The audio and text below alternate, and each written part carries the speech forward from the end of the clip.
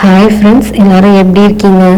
இன்னைக்கு ஒரு சண்டே சமையல் ரெசிபி தான் நம்ம பார்க்க போகிறோம்.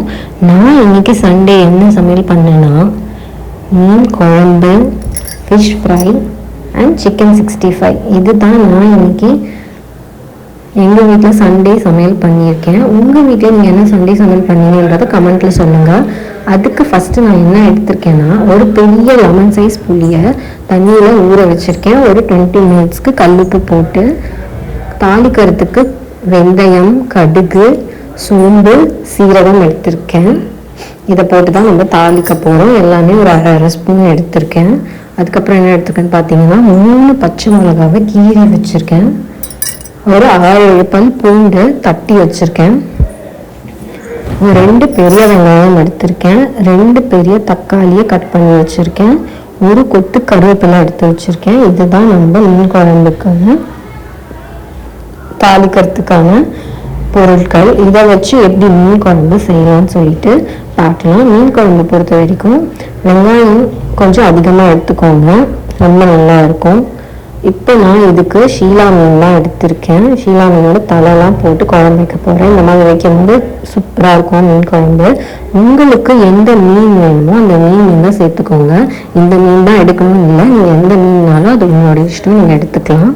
ஃபஸ்ட்டு நான் என்ன பண்ணியிருக்கேன்னா, நம்ம 20 மினிட்ஸ் ஊற வச்சோம் இல்லையா, அந்த புளியை நல்லா கரைச்சி எடுத்துக்கிறேன். இப்படி கையாலே கரைங்க. இப்படி கரைச்சிங்கன்னா நல்லா அதுலேருந்து சாரெல்லாம் இறங்கும். இப்படி சாரெல்லாம் இறங்கும் போது நல்லா இது பண்ணுங்க. அப்போ தான் உங்களுக்கு அந்த சாறு ஃபுல்லாக அதில் இறங்கி வரும். 20 மினிட்ஸ் கம்பல்சரி ஊற வைக்கணும். அப்போ தான் உங்களுக்கு அந்த எக்ஸ்ட்ராக்ட் கிடைக்கும். இப்போ நல்லா இப்படி பண்ணக்கப்புறம் இதை வடிகட்டி எடுத்துக்கலாம். எப்படி வடிகட்டுறேன்னு பாருங்கள். கையை இப்படி வச்சுட்டு இப்படி ஊற்றுனீங்கன்னா அந்த ஊற்றி இப்படி பண்ணும்போது உங்களுக்கு அந்த சாரெல்லாம் கீழே இறங்கிடும். அந்த திப்பி மட்டும் மேலே நிற்கும். இந்த மாதிரி வடிகட்டி அந்த சாரை மட்டும் எடுத்துக்கணும். ஒரு 2-3 கிளாஸ் தண்ணி நல்லா ஊற்றி நல்லா கரைச்சி எடுத்துக்கோங்க ஃபுல்லாக அந்த திப்பியில்.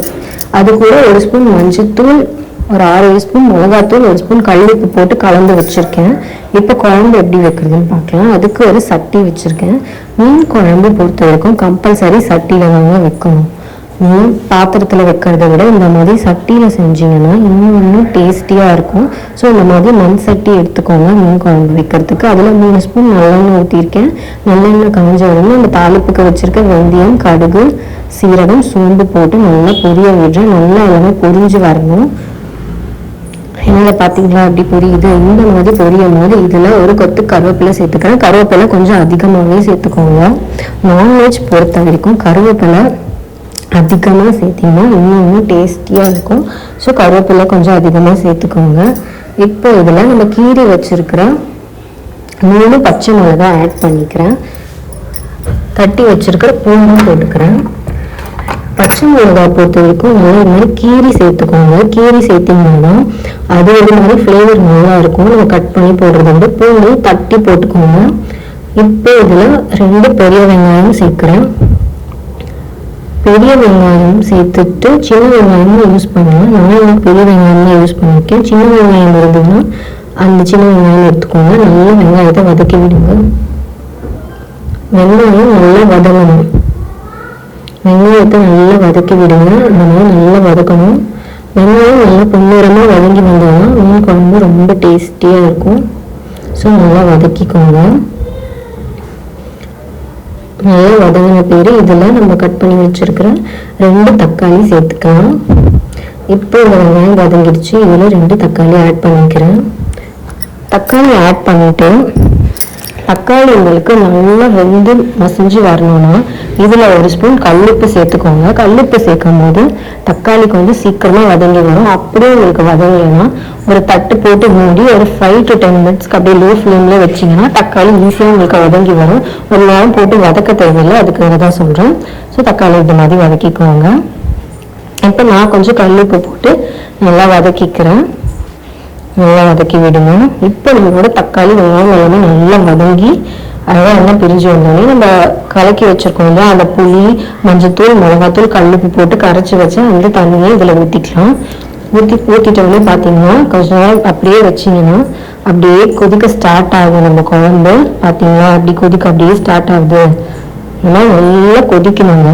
மீன் குழம்பை பொறுத்த வரைக்கும் ஐ ஃப்ளேமில் நல்லா கொதிக்க விடுங்க ஒரு 20 நிமிஷத்துக்கு.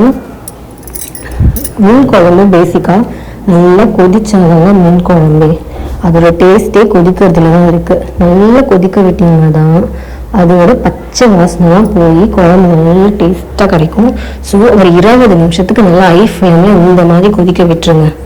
நல்லா இந்த மாதிரி 20 நிமிஷம் கொதிச்சக்கப்புறம் என்ன பண்ணணும்னா ஃப்ளேம் அப்படியே ஸ்லோ பண்ணிடணும்.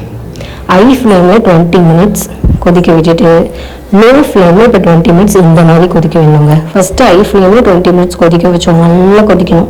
அதுக்கப்புறம் என்ன பண்ணணும், இப்படி லோ ஃப்ளேமில் 20 மினிட்ஸ் கொதிக்க வைக்கணுங்க. இப்படி கொதிக்க வைக்கும் போது மீன் குழம்போட பச்சை வாசனை எல்லாம் போய் நல்லா எண்ணெய் பிரிஞ்சு எப்படி வந்து பார்த்தீங்களா இந்த மாதிரி வரணும். இந்த மாதிரி வரணும். இதுதான் மீன் குழம்போட இது. இப்படி ஹை ஃப்ளேம் லோ ஃப்ளேமில் 20 மினிட்ஸ் வச்சக்கப்புறம் குழம்பு ரெடி ஆகிடும். இதில் உப்பு காரம் எல்லாம் செக் பண்ணிவிட்டு மீனை சேர்த்துக்கோங்க.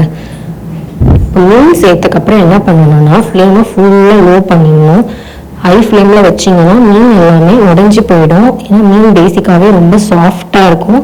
ஸோ அதை ரொம்ப ஹை ஃப்ளேம்லாம் விட்டு கொதிக்க வைக்கக்கூடாது. மீன் போட்ட பேர் கண்டிப்பாக லோ ஃப்ளேமில் வச்சு ஒரு 5 to 10 மினிட்ஸ் நல்லா அப்படியே கொதிக்க விடுங்க. ரொம்ப கொதிக்க வேண்டாம், அது அப்படியே லைட்டாக அந்த மீனோட ஃப்ளேவர்லாம் இறங்குறதுக்காக தான் அந்த 5 to 10 மினிட்ஸ் வைக்கிறோம்.